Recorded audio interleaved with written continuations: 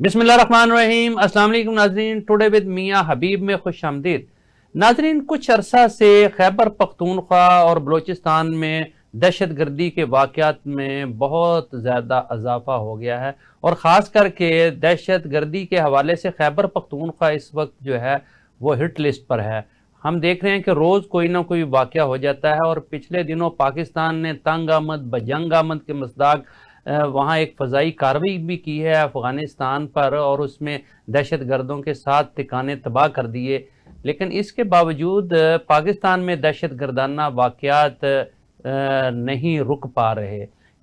इस पे हम बात करेंगे। आज कोहाट में पुलिस मोबाइल पर दहशत गर्दों के हमला में डीएसपी समेत 6 अहलकार और एक शहरी शहीद हो गए और इंतहाई बदकिस्मती ये है कि दहशत गर्दों ने पुलिस वैन को आग भी लगा दी। पुलिस की जो मोबाइल स्क्वाड थी उस पर कल अगर देखें तो कल भी जो है वो एफसी हेडक्वार्टर पर हमला हुआ कर्क में और वहाँ जो है एफसी किला पर क्वाड काप्टर से हमला किया गया। ये एक और तरह का हमला था। ये ऐसे जो हथियार हैं ये जंगों में इस्तेमाल होते हैं और यहाँ भी इंतहाई सफाकाना अमल के ज़रिए जो है एक तो ज़ख्मी किए गए और फिर जो ज़ख्मियों को लेकर जाने वाली एम्बुलेंस थी उस पर भी हमला कर दिया गया, बल्कि एक एम्बुलेंस को आग लगा दी दहशतगर्दों ने और उसमें ज़ख्मी जो है वो झुलस गया। खैर दूसरी एम्बुलेंस ने उन्हें वहाँ से हॉस्पिटल पहुँचाया। लेकिन ये बहुत ही सफाकाना फेल है दहशत गर्दों की तरफ से। तो दहशत गर्द जो हैं वो इसको समझ लें कि इस वक्त इंतहाई संगीन किस्म की वारदातों की तरफ आगे हैं। इस पर हम बात करेंगे। इसके अलावा प्रोग्राम के दूसरे हिस्से में हम तहरीक इंसाफ के हवाले से बात करेंगे। तहरीक इंसाफ के चेयरमैन बैरिस्टर गौहर ने एक बार फिर खैबर पख्तूनख्वा के चीफ मिनिस्टर ने जो एक मुजवज़ा फ़ोर्स की तजवीज़ दी थी और कहा था कि हम इमरान खान की रहाई के लिए एक फ़ोर्स तश्कील देंगे, उसकी मुखालफत करते हुए कहा कि हम कोई गैर कानूनी, गैर जमहूरी, गैर आइनी काम नहीं करेंगे।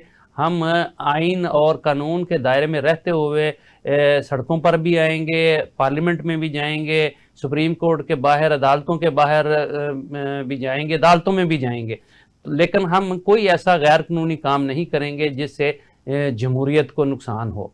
तो इस पर भी हम बात करेंगे। इसके अलावा आज एक और अहम खबर ये है कि बानी पीटीआई के 6 केसेस में और उनकी अहलिया बुशरा बीबी को 2 केसेस में ज़मानत दे दी गई है। याद रहे कि ये केसेस जो थे ज़मानतों के, ये कोई 2.5 साल से जो है ज़ेर इल्तवा थे। इस्लामाबाद की एक मातहत अदालत ने आज इस पर फैसला सुनाते हुए 50,000 के मुचलकों पर जो है वो ज़मानत दे दी है। इसके अलावा इस वक्त सुप्रीम कोर्ट में के बाहर जो है वो पीटीआई के अरकान पार्लियामेंट जो है वो एहतजाज भी कर रहे हैं कि बानी पीटीआई के जितने केसेस हैं उनको जल्द समाअत के लिए मुकर्रर किया जाए। हमारे साथ आज गुफ्तगू में शरीक होंगे फ़ारूक बंगई साहब, सीनियर सहाफ़ी और तजिया नगार हैं, और पेशावर से हमें ज्वाइन किया हमारे ब्यूरो चीफ हैं मोहम्मद मुनीर साहब ने। सबसे पहले आगाज़ करते हैं मुनीर साहब से। अस्सलाम वालेकुम जी। अस्सलाम वालेकुम हबीब साहब। बस सलाम जी। मुनीर साहब आप खैरियत से हैं? ठीक हैं जी, शुक्र है। अच्छा, ये बताइएगा कि आज शकरदरा रोड पर जो वाक़या हुआ है जिसमें एक डीएसपी और 6 पुलिस अहलकार और एक शहरी शहीद हो गए हैं और पुलिस मोबाइल को भी आग लगा दी गई है, ये बड़ा कि संगीन वाक़या है। और इसी तरह कल भी कर्क में जो है एफसी के किला पर हमला किया गया और उसमें भी इसी तर्ज के एम्बुलेंस को आग लगा दी गई थी। तो ये शिद्दत क्यों कर आ गई है, इसकी क्या वजह है? एक तो पहले इस वाक़या की तफसील थोड़ी बता दें, फिर उसके बाद इस बारे में भी ज़रा हमें आगाह कीजिएगा। जी सर।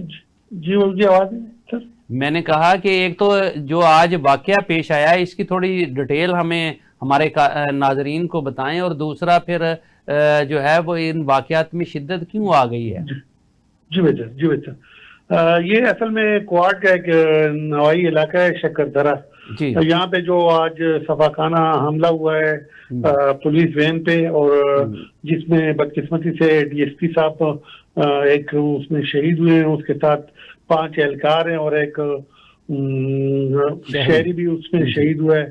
तो डीएसपी साहब जो थे वाहिद महमूद साहब, जिनका नाम सामने आया है, और इसके बाद जो सबसे ज्यादा सफाकियत का जो अमल सामने आया वो ये कि दहशतगर्दों ने मोबाइल को आखिर में आग लगा दी जी। और पूरे इलाके में गम और गुस्सा की एक लहर दौड़ गई है, और यहाँ पे आवाम काफी वो गमज़दा हैं और पूरे इलाके में ये इसके अगर तफसीर पे गौर किया जाए तो गुज़िश्ता अक्टूबर से जो पाक अफगान ताल्लुकात जो कशीदगी की राह पे चल निकले हैं, और वक्तन फवक्तन ऐसे वाक़यात पाकिस्तान के जनूबी अजला, सूबे के जनूबी अजला में पेश आ रहे हैं और इससे शिद्दत दिखाई दे रही है। तो इसके ताने बाने ज़ाहिर है हमारे हुकूमत की तरफ से हमेशा यही कहा जाता है कि ये अफगानिस्तान से मिलते हैं, और वहाँ पे तहरीकी तालिबान पाकिस्तान जो कलेदम तंजीम है उसके जो सरकर्दा रहनुमा हैं, उनके जो लीडरशिप है वो वहाँ पे बैठी हुई है और यहाँ पे कार्रवाइयाँ हो रही हैं। तो इसलिए ये अमल जारी भी है, और सूबे के मुख्तलिफ अजला में ये सिलसिला खुसूसन जो कबायली बॉर्डर के जो पास इलाके हैं उसमें ये कार्रवाइयाँ मजीद शिद्दत से सामने आ रही हो, तो रोज बरोज इसमें इजाफा भी होता जा रहा है। तो ये जाहिर है इसमें ज्यादातर ये पाकिस्तान की जो सरहद है अफगानिस्तान के साथ 2500 किलोमीटर लंबी जो उसकी तवालत है उसके असरात हैं, और ये गुज़िश्ता 4 महीनों से ये इक़दामात जारी हैं। अच्छा, ये कल जो करक में वाकया पेश आया उसमें क्वाड काप्टर का इस्तेमाल किया गया, ये तो पहली दफा नहीं हुआ फोर्सेस पर इस तरह का हमला? जी बिल्कुल, जो सिक्योरिटी इदारे और वहाँ के जो जिम्मेदार लोग हैं वो यही कह रहे हैं कि मतलब ये तारीख में पहली मरतबा इतनी शिद्दत से ये हमला हुआ है, और इसमें तशवीश की एक नई लहर सामने आई है कि ये अक्सर जंगों में ऐसे हथियार इस्तेमाल होते हैं और आवाम और मतलब ये एक जंगी सूरत-ए-हाल से नबर्द-आज़मा है हमारी फौज और पुलिस। ठीक ठीक जी। फारूक बंगई साहब, चंद दिन पहले आपने हमारे प्रोग्राम में बताया था कि अगर सूरत-ए-हाल इसी तरह रही तो फिर पाकिस्तान को जो है वो फ़ज़ाई हमले का ऑप्शन जो है वो इख्तियार करना पड़ेगा, और पाकिस्तान ने फिर वो किया और साथ वहाँ दहशतगर्दों के ठिकाने जो हैं वो तबाह भी किए। लेकिन इसके बावजूद ये मामला तो रुकता हुआ नज़र नहीं आ रहा। बिस्मिल्लाहिर्रहमानिर्रहीम। मियां साहब, इस वक्त जो सूरत हाल है वो दिन ब दिन गंभीर होती जा रही है। पहली बात तो यह है कि सरहदों पे जो है सिक्योरिटी फोर्सेस पे हमले हो रहे हैं सरहद पार से जी, और दूसरी तरफ यह है कि जो शहरी इलाके हैं वहाँ भी जो लोग हैं दहशतगर्द वो उसको जैसे पुलिस को और मुख्तलिफ इंस्टॉलेशन को निशाना बना रहे हैं जी। आप करक का जैसे आपने जिक्र किया मुनीर साहब ने, देखिए करक का देखिए आप, उससे पहले बहादुर खेल में जैसे आपने भी फरमाया कि जी एम्बुलेंस पे फायरिंग की गई थी, और साथ साथ लेकिन 3 बड़े वाकयात जो हुए, सबसे पहले तो जो हुआ था वो इस्लामाबाद धमाका था, उसके बाद फिर आपने देखा कि बाजवड़ का था, और फिर भनू का जो वाकया था। इसके बाद फिर पाकिस्तान ने आपको बताया कि उसको एहतजाजी डिमार्च किया, वो दे दिया उसको, नाजिम उर्र को बुलाया, और इसके बाद पाकिस्तान मजबूर हुआ, उसने एयर स्ट्राइक किया। अब इसमें देखिए 1 2 3 चीजें बड़ी अहम है। एक चीज तो यह है कि जो अफगानिस्तान और जो पिछले साल कशीदगी हुई थी उसके बाद और दोहा में वालों ने जितनी भी मेहनत की, हुकाम ने जो कोशिश की जी, लेकिन जो हमारे इस्तांबुल मुज़ाकरात थे उसके बाद जो सीज फायर जो जंग बंदी थी उसकी कोई कानूनी हैसियत कोई नहीं थी। अच्छा, एक वर्बल थी, उस पर दस्तखत नहीं किए थे दोनों, कोई कानूनी हैसियत नहीं थी उसकी। अच्छा। कोई लेकिन अखलाकी हैसियत थी, लेकिन हमने आखिर वक्त तक उसको कानूनी हैसियत की निगाह से देखा, ट्रीट हमने उस तरीके से किया डिप्लोमेटिकली। हालांकि उसकी कोई हैसियत नहीं थी, बार बार हमले होते रहे, हमने कुछ नहीं किया। हमारे पास ये ऑप्शन पहले भी मौजूद था, ये ऑप्शन हम यूज कर सकते थे, लेकिन मजबूर होकर के ये ऑप्शन हमें यूज करना पड़ा। एक तो ये है कि जब ये पता चला कि ये सरहद पार से न सिर्फ हमले हो रहे हैं, वहां से हैंडलर्स हैं, बल्कि ये तो पहले से पता था। हाँ जी, कि अफगान शहरी भी इसमें मुलविस है। तो जो उनकी आइडेंटिफिकेशन हुई है, तो फिर हमने मजबूर होकर के हमला कर दिया, ठीक, और एयर स्ट्राइक कर दी, और वो 7 मुख्तलिफ मुकामात पे, और एयर स्ट्राइक जो हुए हैं उसमें देखिए आप खैर जाने, हमने तो 70 और 80 के करीब बताया है कि कैजुअल्टी हुई है, और वो कहते नहीं जी 18 के करीब सिविलियन, वो तो कहते हैं सिविलियन है, अफगानिस्तान का मौका है, लेकिन 30 तो खैर जानबदार जरा ने भी तस्दीक किया कि 30 फाइटर्स है, वहां के साइट्स को डैमेज किया गया है, साथ साथ फैसिलिटीज जो थी, वीवीआईपी जो है ना, कोई कैजुअल्टी का भी तक कोई कंफर्म नहीं है, ठीक, तो चीजें जिन इलाकों को निशाना बनाया गया है, आप देखिए वहां पे नंगरहार जो है वो खैबर जो साहब का खैबर एजेंसी है, मौजूदा जिला खैबर है, उससे मलहका इलाका है, और फिर उसके अलावा जो पख्तिका है और या खोस्त है, वो भी पिनार तो साउथ वजीरिस्तान से, ये मशरकी इलाके हैं अफगानिस्तान के जो बिल्कुल बॉर्डर के करीब है, और वहां से इन्फिल्ट्रेशन हो रही है क्रॉस द बॉर्डर, तो वो उनके फैसिलिटी जो थी उनको तबाह किया गया। ये एक मतलब एक हमारा एक मतलब अगर देखा जाए तो हमारा एक हक था इंटरनेशनल लॉ के मुताबिक, अगर आप देख ले, रिटिलिएट किया है हमने उसका। अब इधर जो हमले हो रहे हैं, देखिए एक तो चीज यह है कि सूबे में शुरू से कहा जा रहा है कि आप अपग्रेड करें, पुलिस को अपग्रेड करें, सीटीडी को अपग्रेड करें, सेवल का जो इंटेलिजेंस नेटवर्क है उसको अपग्रेड करें, लेकिन उस तरफ तवज्जो खास नहीं दी जा रही है। और फिर आप कोहाट का जो जैसे आपने जिक्र किया, कोहाट में देखिए वहां पे ये है कि कोहाट पुलिस की जो हदूद है वो दूर दूर तक है, और कोहाट एक ऐसा शहर है जिसके मतलब है कि मुख्तलिफ अतराफ से साबका जो कबायली इलाके हैं वो लगते हैं। अब आप देखिए, और अक्सर एजेंसी को देखिए, कुरम एजेंसी को, मुख्तलिफ इलाके ना इस साइड पे, तो इसी वजह से वहां तो बहुत टफ सूरत हाल है। लेकिन इस किस्म की जो कार्रवाई होती है, तो एक तो ये होता है ना कि कोई कार्रवाई होती है तो हम कहते हैं जी सिक्योरिटी गफलत है, इस किस्म की कार्रवाई को हम ये दुश्मन की कार्रवाई कहते हैं, क्योंकि इस वक्त दहशतगर्दी के खिलाफ हालत जंग में हम, ये दुश्मन की मतलब है कि कार्रवाई है। ठीक है मुनीर साहब, ये जो क्वाड हमला हुआ, चले दहशतगर्द तो किसी सूरत आके तो वो उन्होंने सामने फायरिंग कर दी, ये क्वाड हमला तो एक फजाई हदूद इस्तेमाल करके ये कहाँ से उड़ा होगा, कैसे वहां पहुंचा, क्या हमारे रिडार इसको डिटेक्ट नहीं कर पाए, क्या मामला हुआ, इस पर कोई तहकीक हुई, कोई है इंफॉर्मेशन कोई? जी अभी तक ऑफिशियली तो इस पे कोई बात नहीं हो सकी और ना ऐसी कोई स्टेटमेंट सामने आई है, लेकिन मैं इसको इस नजर से देखूंगा कि ये कैपिटल के बिल्कुल करीब तरीन इलाका है, और जिस तरह बंगश साहब ने बताया कि ये कबायली इलाकों का हब है, और खुसूसन ये खैबर का इलाका भी इसमें शामिल है। दरादम खेल ये पिछले मतलब कुछ अर्से जब एक लहर उठी थी दहशतगर्दी की, उस वक्त भी ये तालिबान का बिल्कुल गढ़ था, और हमारी सिक्योरिटी फोर्सेज और लॉ इन्फोर्समेंट एजेंसी को काफी मतलब कोशिश करनी पड़ी इनका सफाया करने में।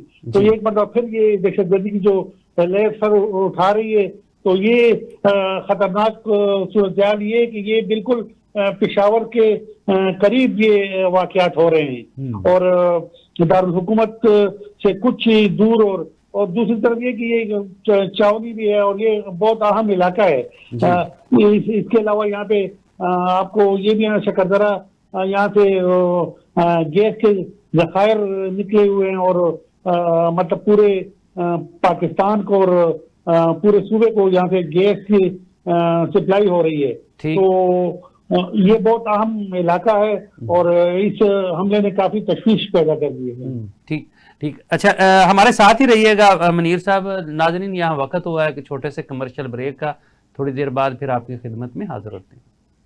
वेलकम बैक नाज़रीन, हम गुफ्तगू कर रहे थे आज शकरदरा रोड कोहाट में जो एक अलमनाक वाक़या पेश आया, जिसमें एक DSP 5 एहलकार और एक शहरी शहीद हो गए। इसके अलावा कल जो करक में वाक़या पेश आया FC के किला पर, जहां क्वाड काप्टर से हमला किया गया, और अभी इतला ये है कि बखर के इलाका दाजल चेक पोस्ट पर हमला हुआ है, जिसमें 4 एहलकार शहीद हो गए हैं। जख्मियों को DHQ हॉस्पिटल बखर मुंतकल कर दिया गया है। इसके अलावा एक और ख़बर भी है कि तीरा सेक्टर में फायरिंग का तबादला हुआ है, अफगान पोस्ट को निशाना बनाया गया है और 5 अफगानियों की हलाकत की इतला है।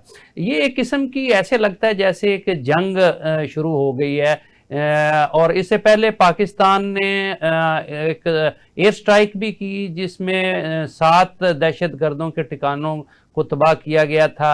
उससे पहले अगर हम देखें तो हमारा एक उनके साथ सीज फायर भी हुआ था, लेकिन ना दहशतगर्दी रुकी और ना ही जो है उन्होंने मामलात को आगे बढ़ाने की कोशिश की कि सीज फायर को जो है मुस्तकिल रखा जाए।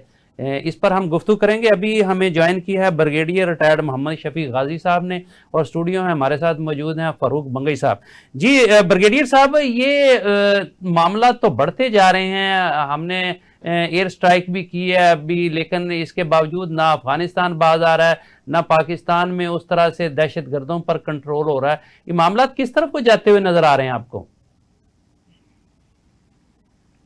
अभी भाई अस्सलाम वालेकुम। जी वालेकुम सलाम। दोस्त इस वक्त स्टूडियो में हैं, उनको भी मेरी तरफ से सलाम। जी थैंक यू। सबसे पहले तो मैं आपका शुक्रिया अदा करूंगा कि आपने एक बड़ा इम्पोर्टेंट सब्जेक्ट है जो आज आप डिस्कस कर रहे हैं। तो मेरे ख्याल में पाकिस्तान में हर एक पाकिस्तानी को इसके बारे में पता हो कि असल असबाब और मुहर्रिकात क्या हैं इसके, और आने वाले टाइम पे जो हमारा दुश्मन है ईस्ट और वेस्ट दोनों साइड पे वो क्या सोच रहे हैं पाकिस्तान के बारे में। ठीक, ये बड़ा इम्पोर्टेंट सब्जेक्ट आज आपने चुना है, तो मैं तो आपका पहले शुक्रिया अदा करता हूँ। इसकी थोड़ी सी मैं क्योंकि टाइम अभी आपका बल्कि लास्ट कुछ 10 मिनट्स होंगे। जी बताइए आप। I just give you a small hint of this के दहशतगर्दी तो पाकिस्तान ये जंग लड़ रहा है पिछले 20-22 साल से, 2001 से स्टार्ट हुई थी जी, और 2001 में अफगानिस्तान में जब अटैक हुआ और उसके बाद 43 कंट्रीज की फोर्सेस जो है वो अफगानिस्तान में आके उन्होंने डिप्लॉयमेंट की, तो बुनियादी तौर पे वो जंग तो थी अफगान वॉर उसको कहते हैं, अमेरिकन की जो थी, but actually later on it turn to be a war against Pakistan. और हमें पिछले 20 साल जो है सब ने मिल मिला के लहू लुहान कर दिया जी। और जब वेस्टर्न फोर्सेस यहाँ से विड्रॉ किया अबाउट 3.5 years बैक, तो उस वक्त हमारा ये ख्याल था कि तालिबान गवर्नमेंट अब पार में आ गई है और ये प्रो पाकिस्तान भी होगी और प्रो पीस भी होगी, प्रो इस्लाम भी होगी, और बहुत सारी इसके अंदर हमें आगे आने वाले टाइम पे खुशियां भी मिल सकती है और कंफर्ट भी मिल सकती है जी। But let me tell you it turn to be other way round, absolutely against the wishes of the Pakistan, wishes of the people of Pakistan। और पता ये चला कि जो गवर्नमेंट इस वक्त अफगानिस्तान के अंदर पार में आई है, it is an offshoot of Delhi ji government, offshoot of Modi and an offshoot of Israel and offshoot of some or other important countries जी।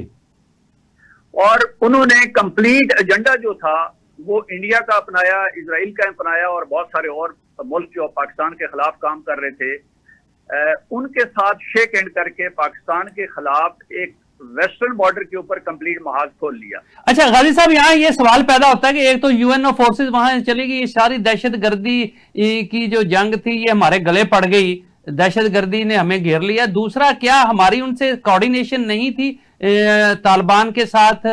हमने तो उनकी सुलह भी करवाई और बड़ा अहम रोल अदा किया वहां से यूएनओ फोर्सेस को निकालने के लिए, लेकिन इसके बावजूद हमारे हाथ से किस तरह निकल गए तालिबान? अच्छा, तालिबान का मैं आपको एक चीज बता दूं, मैं अक्सर प्रोग्रामों में मैं ये बात कहता हूं कि ये जो इस वक्त इक्तदार में लोग बैठे हुए हैं, सो कॉल्ड हम इनको तालिबान कहते हैं, but actually most of them they are educated और ब्रॉट अप इनकी जो सारे की सारी है वो या इंडिया में हुई है या इजराइल में हुई है या कहीं वेस्टर्न कंट्रीज के अंदर हुई है। अच्छा जी। और फिर इनको कंप्लीट तैयार करके एजुकेट करके ऐसी इंपॉर्टेंट जगहों पे गवर्नमेंट के अंदर लाके बिठा दिया गया है जहां पे they are basically working against Pakistan. अब पाकिस्तान के अगेंस्ट जो ना दहशतगर्दी जो है जी, ये इटसेल्फ कोई ऑब्जेक्टिव नहीं है। दहशतगर्दी जो है ये it is a tool to achieve that objective जिसकी तरफ दुनिया बढ़ रही है जी। एज ए पाकिस्तानी आपने एज ए मीडिया कि आंख के तौर पे इस बात को समझना है कि जितनी दहशतगर्दी पाकिस्तान में हो रही है, ये basically to terrorize the people of Pakistan to ultimately achieve the objective what they have set. Objective क्या है उनका? जी, पहला ऑब्जेक्टिव उनका ये है कि पाकिस्तान को डिसइंटीग्रेट किया जाए, और दूसरा ऑब्जेक्टिव ये है कि पाकिस्तान की न्यूक्लियर एसेट जो हैं उनको उस तक एक्सेस कैसे रसाई कैसे हासिल की जाए। ये दो बड़े ऑब्जेक्टिव हैं इन फोर्सेस के which are operating against Pakistan, और ये बड़ा क्लैरिटी के साथ हमें समझना होगा कि दहशतगर्दी जो है it is used as a tool against these two objective. अब कितना जल्दी वो ये ऑब्जेक्टिव हासिल करते हैं और हम कितना इसको डिले करें, नॉट ओनली डिले करें बल्कि इसको हम उन हाथों को हम काट दें जिस तरह हमने मई 2025 में इंडिया के हाथों को काटा जी, और अल्हम्दुलिल्लाह इंडिया को वो डिफीट मिली जो तारीख का एक हिस्सा है जी। तो आई वुड से नाउ कि हमने फोकस जो किया अफगानिस्तान के ऊपर, ये बहुत लेट आके किया, and it was a decision of a very wise man who is leading Pakistan now, general Asim Munir. He said कि इनके साथ हम कॉम्प्रोमाइज करते करते हमें इस वक्त मोर देन 80 ईयर्स हो गए अफगानिस्तान के साथ, लेकिन ये जब भी हम इनके साथ कॉम्प्रोमाइज करते हैं ये हमारे साथ हमेशा ही कोई ना कोई दाग और धब्बा लगाते हैं। ठीक, अच्छा गाजी साहब, ये तो वाजे हो गया कि इसराइल भी, इंडिया भी और बहुत सारी कुव्वतें जो हैं वो तालिबान को या अफगानों को इस्तेमाल कर रहे हैं, लेकिन क्या अब जो हमारे गले पड़ गई है ये दहशतगर्दी, इसको हम इससे किस तरह से निपट सकते हैं? देखिए, दो चीजें हैं। पहली बात तो ये है कि the best way is to talk and decide जी। जितनी टॉक्स हमने कर ली, आपने अपने बातचीत के शुरू में एक ये बात कही थी कि जब हमने लास्ट टाइम इनको कहा कि भाई अब बस हो गई है बहुत, इससे आगे नहीं जाना जी, और इनके साथ हमारी जो पहली एयर स्ट्राइक हुई जिसके अंदर दहशतगर्दों का बहुत नुकसान हुआ, तो व्हाट दे डिड, ये चले गए कतर के पास, टर्की के पास, जितने हमारे फ्रेंडली कंट्रीज थे सबके पास गए और इन्होंने मेहनत जाके की कि हमारी सुलह करवा दें। सही। We were not agreeing to this, we had decided कि अभी once for all we have to decide right on ground. अभी आपको वो टॉक्स वाली बात नहीं है, बट स्टिल हमने दोस्तों की बात सुनी और हमने दे लेकर के हमने फाइनली भी डिसाइडेड कि ओके वी सिट डाउन, आप भी बैठ जाएं और इसके बाद अमन के साथ रहना है।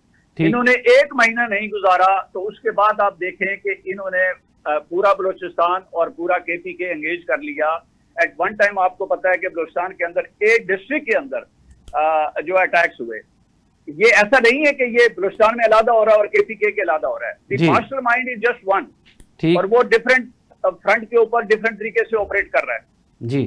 तो मेरा ख्याल ये है कि let's fight it out once for all, ठीक है, बुराई की उस जड़ को खत्म किया जाए कि जिसकी वजह से ये सारा कुछ हो रहा है। That is one and. Second and जो चीज मैं अभी आपको ये सजेस्ट करने लगा हूं, दिस इज ऑन एयर, मैं आपको बता रहा हूं जी जी, कि now we have to be very brave and on front foot to say the people, चाहे वो कोई हमारा मुसलमान मुल्क है और चाहे वो दुश्मन मुल्क है, रिकॉग्नाइज है या नहीं है जी। Now we have to tell them कि जो दहशतगर्दी में, आपको पता है हमारे बड़े friendly countries, Muslim countries are involved in supporting Taliban, तो we have to say now on their face, we have to say on media, we have to say live on people के जनाब आप ये हमारे साथ अब ज्यादती कर रहे हैं, हम आपको जवाब डायरेक्ट देंगे अभी, ठीक, तो only then this can stop. ये मैं आपको बता, अच्छा चले, मैं आप हमारे साथ रहिएगा, जरा फरूक बंगई साहब का टेक ले लें जी। फरूक बंगई साहब, एक तो जो ब्रिगेडियर साहब ने बात की है कि इसमें सिर्फ इसराइल और इंडिया ही नहीं और भी फरीक मुलव्वस हैं, और दूसरा ये दहशतगर्दों के पास जो है वो क्वाडकॉप्टर कैसे लग गए हैं?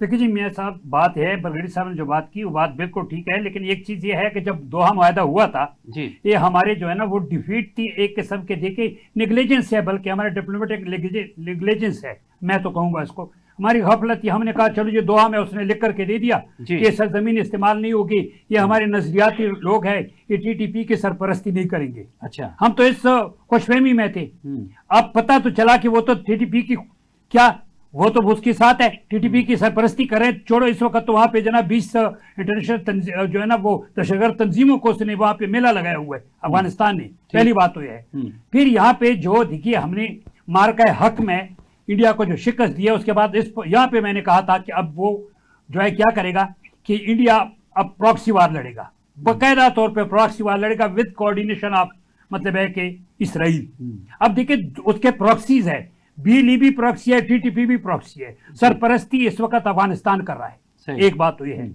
जो बातचीत हुई थी, देखिए दोहा ने भी दबाव डाला, तुर्की ने आखिर वक्त तक, तुर्की का एक वफद पाकिस्तान आना था लेकिन वो वफद नहीं आया, उन्होंने उनको बता दिया कि हम आपकी सुलह कराते हैं, न करें, लेकिन तालिबान डटे रहे क्योंकि इंडिया में जब उसने मुत्तकी का दौरा था उसके बाद वो हाईजेक हो चुके थे मुकम्मल तौर पे, वो इस मुज़ाकरात में नहीं आ रहे थे। अब हम मजबूर होकर अभी हमने जो एक्शन किया, अब हमारे पास 2-3 रास्ते हैं। लेकिन वो फैसला कनेक्शन तो नहीं है ना, वो मैं तो बताता हूं, अब हमारे पास उसका तो रद्द-ए-अमल और ज्यादा संगीन आ रहा है। सर बात सुनो, हमारे पास 2-3 रास्ते हैं। एक रास्ता तो है जैसे हम IBOs करते हैं, इंटेलिजेंस बेस्ड ऑपरेशन कर रहे हैं, वो हमारे लिए जरूरी है कि आप देख रहे हैं ये करक देखे, कोहाट देखे, अभी आपने बकर का जिक्र किया, ये इस तरह दाखिल होंगे यहाँ पे जितनी भी है ये बॉर्डर एरिया से, ये लोगों को हमने रोकना है। जब तक आप रोकेंगे नहीं ये तो फिर अर्बन टेररिज्म, शहरी आबादी में जाएंगे। एक दूसरी चीज ये जो हमने दूसरा किया इंटेलिजेंस बेस्ड जो है ना, सिलेक्टिव एयर स्ट्राइक जो किया है, ये भी आपको जारी रखना पड़ेगा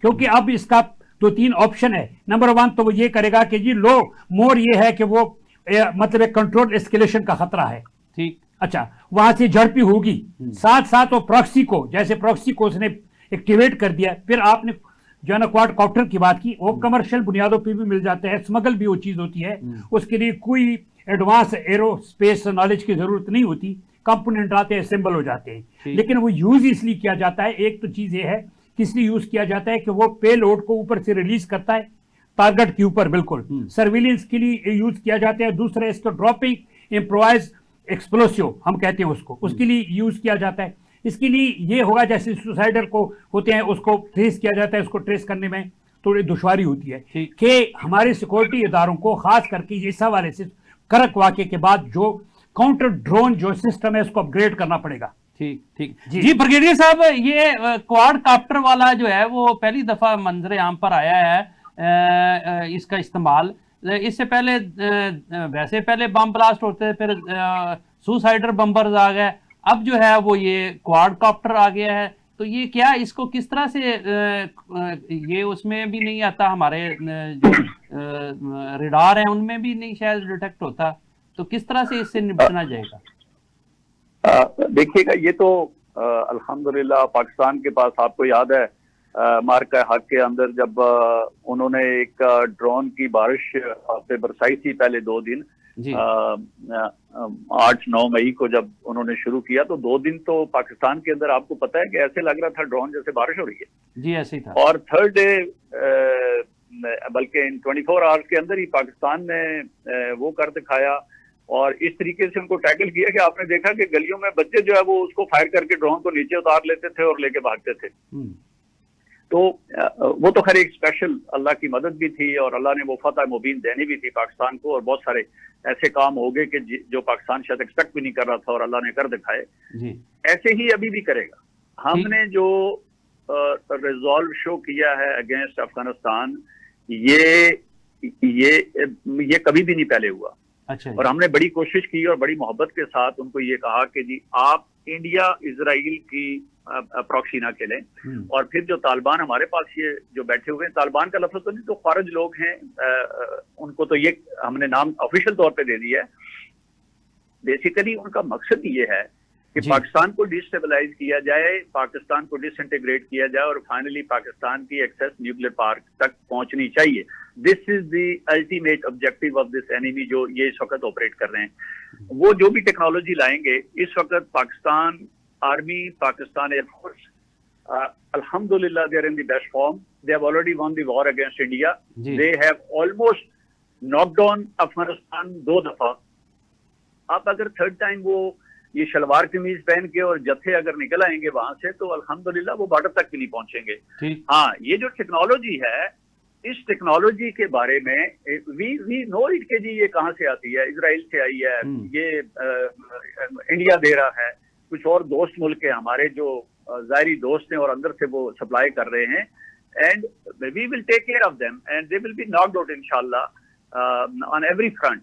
तो मेरा तो ये ख्याल है कि जितना भी आप इसको जो बातचीत मैंने की है, in the light of this, अगर आप इसको जितना भी इसकी पब्लिसिटी कर सकते हैं और ये मैसेज कन्वे कर सकते हैं टू द मैसेज कि हमने as a Pakistani we have to be ready for this, कि कल अगर इससे भी कोई मुश्किल वक्त आता है तो we should be ready to fight as a nation. Message for the people of KPK and people of Balochistan कि आपने पाकिस्तान के साथ मिलके, पाक फौज के साथ मिलके खुद भी अब अपनी जंग लड़नी है साथ। Only then we can survive. बिल्कुल, ये बात बहुत जबरदस्त आपने कही कि वाकई वहाँ के अवाम को जो है वो स्टैंड लेना होगा और उसके बगैर जंग नहीं जीती जा सकती, और हमें पाकिस्तान के अंदर इस्तेहकाम लाने की ज़रूरत है। बहुत शुक्रिया ब्रिगेडियर साहब। यहाँ वक्त हुआ एक छोटे से कमर्शियल ब्रेक का। नाजरीन हमारे साथ रहिएगा, थोड़ी देर बाद फिर आपकी खिदमत में हाजिर होते हैं। वेलकम बैक नाजरीन। प्रोग्राम के आखिरी हिस्सा में हम गुफ्तगू करेंगे खैबर पख्तूनख्वा के वज़ीर आला के हवाले से। सुहेल खान फरीदी ने इमरान खान की रहाई के लिए एक फ़ोर्स बनाने का ऐलान किया था और उससे उनकी जमात में जो है वो तज़ाद पाया जा रहा था। और आज भी बैरिस्टर गौहर ने कहा है कि जी हम कोई ऐसा काम नहीं करेंगे जो आइन और कानून के मुनाफी हो, और हम कोई ऐसा इक़दाम भी नहीं उठाएंगे जिससे जमहूरियत को नुकसान पहुंचे। और ख़ास करके उन्होंने कहा कि हम इमरान खान की रहाई के लिए सड़कों पर भी जाएंगे, हम अदालतों में भी जाएंगे और हम पार्लियामेंट में भी जाएंगे, लेकिन हम कोई गैर कानूनी और गैर आइनी इक़दाम नहीं कराएंगे। उन्होंने कहा इस पर हमें जो है वो तशवीश है, हमारा इसमें जो है पार्टी के अंदर भी तज़ाद पाया जाता है कि ये इसका फॉर्मेट क्या होगा जो फ़ोर्स मुजव्ज़ा खैबर पख्तूनख्वा के वज़ीर आला बनाना चाह रहे हैं, और इसमें इसकी आइनी और कानूनी हैसियत क्या होगी। इन तमाम तर मामलात के अलावा PTI में एक और अहम आज डेवलपमेंट हुई है कि तहरीक इंसाफ के सरबराह को एक तो इलाज के लिए ले जाया गया था पिम्स 1-2 दिन पहले, तो इसके अलावा आज इस्लामाबाद की मातहत अदालत में उनको 6 केसेस में जो है वो ज़मानत दे दी गई है, और उनकी अहलिया बुशरा बीबी को 2 केसेस में ज़मानत मिली है। और ये जो दरख्वास्त थी मातहत अदालत में ज़मानतों की दरख्वास्तें थी, ये कोई 1.5 साल से या इससे ज़्यादा अरसा से जो है 2-2.5 साल से जो है वो ज़ेर इल्तवा थी। तो ये क्या कोई रिलीफ दिया जा रहा है या कहीं कोई मामलात जो हैं वो आपस में तय होते हुए नज़र आ रहे हैं? क्योंकि इस वक्त जब ये ज़मानतें दी गई हैं तो उस वक्त पार्लियामेंटेरियन जो हैं PTI के वो सुप्रीम कोर्ट के बाहर जो है वो एहतजाज करते हुए भी नज़र आते हैं, और उनका मुतालबा ये है कि बानी के जो केसेस हैं उनको समाअत के लिए मुकर्रर किया जाए। इस पर हम गुफ्तगू करेंगे फ़ारूक बंगई साहब से। फ़ारूक बंगई साहब, सबसे पहले तो चूँकि अभी इस पर हम बात करते हैं जो पिछले स्पेल में हमने बात की थी दहशत गर्दी के हवाले से, तो ब्रिगेडियर साहब ने बताया था कि शायद अफ़गानिस्तान में इसराइल और इंडिया के अलावा कोई इस्लामी मुल्क भी उसमें उनकी मदद कर रहा है। क्या ऐसा कोई है मामला? ऐसा बात यह है कि इस वक्त आप दोहा को देखिए, दोहा हुकाम को देखिए, तुर्की को देखिए, ईरान को देखिए, सऊदी अरब को देखिए, या मुत्तहिदा अमीरात और दीगर जो खलीज के ममालिक हैं जी, वो तमाम जो है ना पाकिस्तान के साथ खड़े। ठीक, दहशतगर्दी जो कुछ हो रही है वहाँ पे IS खुरासान जो है वो तो खलीज के लिए भी खतरा है, आलमी अमन के लिए खतरा है, और उन ममालिक के लिए खतरा है, सेंट्रल एशियन ममालिक के लिए खतरा है। सही, यहाँ तक कि चीन को आप देखिए, आप रशिया को देखिए, जितनी ममालिक है वो पाकिस्तान के साथ है। वहाँ अगर दहशतगर्दी के जंग में अफगानिस्तान के साथ कोई खड़ा है तो वाहिद वो जो है वो इंडिया है, और कोई नहीं खड़ा है। तमाम मालिक हमारे साथ है, कोई उसमें शरीक नहीं है उनके साथ, बल्कि वो समझाते रहे हैं। आपको पता है इस्तांबुल में मुकम्मल तौर पे वो तो कोशिश कर रहे हैं कि जरा मुज़ाकरात से मामला तय हो जाए। ठीक, चलें अब आते हैं, चूंकि ये ज़रूरी था मामला, अब आते हैं जो मैंने अभी इंट्रो में आपको बात बताई है खैबर पख्तूनख्वा के वज़ीर आला की फ़ोर्स के हवाले से, उस बारे में क्या कहना है? मेरा बात यह है कि असल पहली बात तो है कि पहले आपने ज़मानतों का जिक्र किया। अब देखिए पाकिस्तान में जो तब्दीली इस किस्म की सियासी तब्दीली आती है, हालात का पहिया घूमता है तो फिर कुछ ना कुछ हो जाता है जी। लेकिन ये अदालतों में जो रिलीफ है, देखिए इस वक्त मुल्क जो है अदम इस्तेकाम, सियासी अदम इस्तेकाम का मजीद मुताहमिल नहीं हो सकते। आप देखते हैं सरहदों की जो सूरत हाल है, इंडिया भरपूर कोशिश करे कि वो और 2 वार जो है ना वो इसका 2 सेक्टर हमारे खिलाफ वो जो है ना वार लड़ रहा है, बलूचिस्तान में भी लड़ रहा है और कीपी में भी, और साथ साथ उसकी भी कोशिश है कि वेस्ट और ईस्ट दोनों से हमें डिस्टर्ब करे। ठीक है, तो इस वक्त सियासी इस्तेहकाम का होना जरूरी है। मतलब है कि एक जहती चाहिए। अगर कोई रास्ता बनता है, मतलब है कि किसी की बीमारी पे कोई सियासत नहीं करनी चाहिए, पार्टी को भी नहीं चाहिए कि बीमारी पे सियासत करे, रहाई के लिए कोशिशें बरकरार रखे। लेकिन अगर कोई रास्ता निकलता है, कोई रिलीफ मिलता है तो खुशहैंद इकदाम है मुल्क में सियासी इस्तेहकाम के हवाले से देख ले उसकी। देखिए ये जो है बैरिस्टर गौहर साहब ने जो कहा है, उनकी कोशिश ये है कि हम सियासी रास्ता, मुज़ाकरात का रास्ता, आईनी रास्ता, कानूनी रास्ता ढूंढेंगे, फोर्स का रास्ता नहीं। क्योंकि पीटीआई में इस वक्त दो, मतलब है ग्रुप तो हम नहीं कह सकते, लेकिन दो किस्म की सोच है, आरा पाई जाती है, इख्तिलाफ राय है ये, इस पे इख्तिलाफ राय पाया जाता है। उस पे ये है कि वो कोशिश करते हैं कि जी मुज़ाकरात का रास्ता हो, सियासी रास्ता हो, और पार्लियामेंट के सतह पर हो या वैसे हो। दूसरी कहते हैं कि नहीं जी एहतजाजी रास्ता हो। तो एहतजाजी रास्ता देखिए इस वक्त अब साबित हुआ कि ये उसका, ऐसा लगता है कि उसका जाती फैसला है ये, क्योंकि तमाम लीडर दूसरी साइड पे जा रहे हैं। कीपी तो मेरे ख्याल में जो सीएम कीपी ने जो ऐलान किया फोर्स का, तो ये अगर पार्टी पे छोड़ दे तो मुनासिब है, बजाय इसके कि वो खुद इसमें इन्वॉल्व होता है और उसको अपनी अना का मसला बनाता है कि नहीं मैंने फोर्स बनाने, रहाई को साइड पे रख के बहुत सूबे की तरफ तवज्जो दे। वहां पे सूबे में आग लगी हुई है, लाइन ऑर्डर की रोजाना की बुनियादों पे वहां पे दहशतगर्दी हो रही है, वो सूबे पे तवज्जो देती। ये रहाई का मामला जो है ना, ये उस पे छोड़ दे, पार्टी पे छोड़ दे, पार्टी ने फैसला करना है। सही। हाँ, अगर उसने कोई मैंडेट लाया है, वो इसी वजह से जो है ना सीएम बनाए कि मैं रहा कराऊंगा, तो रहाई कराने के लिए और भी कोशिशें हो सकती है। वाहिद कोई ये नहीं है, एहतजाजी रास्ता नहीं है। अच्छा बंगई साहब, कोई ऐसे लग रहा है जैसे कोई कहीं ना कहीं मामला चल रहे हैं और तहरीक इंसाफ के साथ कोई बैकडोर चैनल रखते हैं या वैसे उनके साथ कोई अंडरस्टैंडिंग डेवलप हो रही है? क्योंकि बहुत सारे मामलात से जो है वो स्मेल आ रही है कि मामलात कहीं ना कहीं चल रहे हैं। तो क्या समझते हैं कि एक तरफ जिसका आपने जिक्र भी किया और ख़ास करके खैबर पख्तूनख्वा में जो दहशत गर्दी का एक आफरियत आया हुआ है, उसमें जो है वो इस्तेकाम ख़ास करके वहाँ अंडरस्टैंडिंग होना और उनको तहरीक इंसाफ को ऑन बोर्ड लेना कितना ज़रूरी है? देखिए जी, इस वक्त मैंने पहले भी अर्ज किया था, ये रियासत पाकिस्तान का मामला है और ये कीपी जो है ना पाकिस्तान का सूबा है। सही। अच्छा, बलूचिस्तान हमारा एक इस मुल्क का सूबा है, वहाँ पे सिक्योरिटी फोर्सेज जंग लड़ी है, वो एक सूबे के लिए नहीं लड़ रही है, रियासत पाकिस्तान की जंग लड़ी है। बिल्कुल। अच्छा, दूसरी बात इसमें यह है कि इस वक्त सियासी इस्तेहकाम जो है वो बहुत जरूरी है, उससे और कई नुकसान हो रहे हैं। लाइन ऑर्डर, दुश्मन नाजायज फायदा उठा रहा है, आपकी इकोनॉमी डिस्टर्ब हो रही है और सिस्टम नहीं चल रहा है पूरा। एक सिस्टम को आगे चलाना है, डिप्लोमेटिकली भी अगर आप देखें तो इस तरह हम कामयाब नहीं हो रहे हैं। एक बात। दूसरी बात यह है कि देखिए जो हम देखते हैं वहां पे जो सूरत हाल है, आपने जैसे फरमाया, जो एक बैकडोर चीजें होती है, मैंने पिछले दिनों भी अर्ज किया था कि देखिए इसमें जो असल रोल होगा वो तो होगा अदालतों का।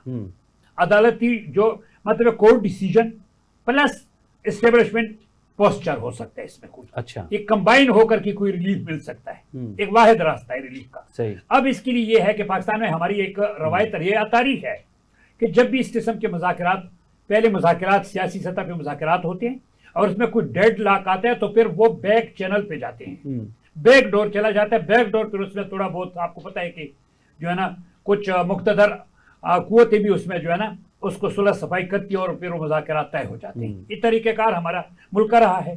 अब ये शुरू से बैकडोर नहीं होता है। सही। मुझे तो इसमें कुछ नजर नहीं आता है। अच्छा। इस वक्त एक जहती जो है ना टॉप प्रायोरिटी है, क्योंकि हमने जंग लड़नी है, हमारे ऊपर एक नई जंग जो है ना मसलत करने की कोशिश की जा रही है और वो भी मशरिक की तरफ से, और वो प्रॉक्सी होगी लेकिन उसको फुल स्विंग से लड़ने की कोशिश की जाएगी, जिसमें इसराइल, इंडिया, अफगानिस्तान सारे मिलकर के।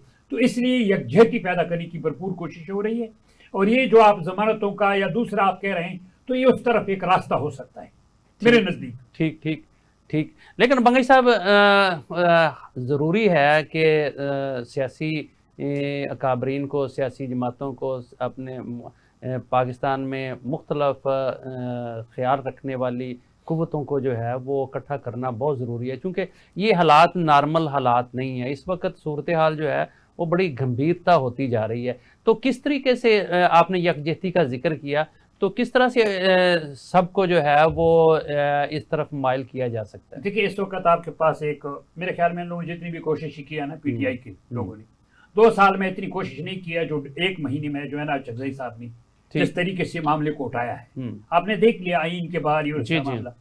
तो मेरे ख्याल में एक इनके पास वो अपोजिशन लीडर भी है, तो पार्लियामेंट की सतह पे वो मेरे ख्याल में हुकूमत को चाहिए कि ऑफर दे दे मुज़ाकरात की, ठीक, और बाकायदा तौर पे मुज़ाकरात शुरू करे और उनकी रसाई जो है ना बानी पीटीआई तक मुमकिन बनाए, क्योंकि इसके लिए मैंडेट लेना तो ज़रूरी है मुज़ाकरात के लिए, जामे मुज़ाकरात कॉम्प्रहेंसिव हो, क्योंकि कई चीज़ें होती है जिसमें डेडलॉक आ जाए तो उनसे मुलाकातें ज़रूरी है।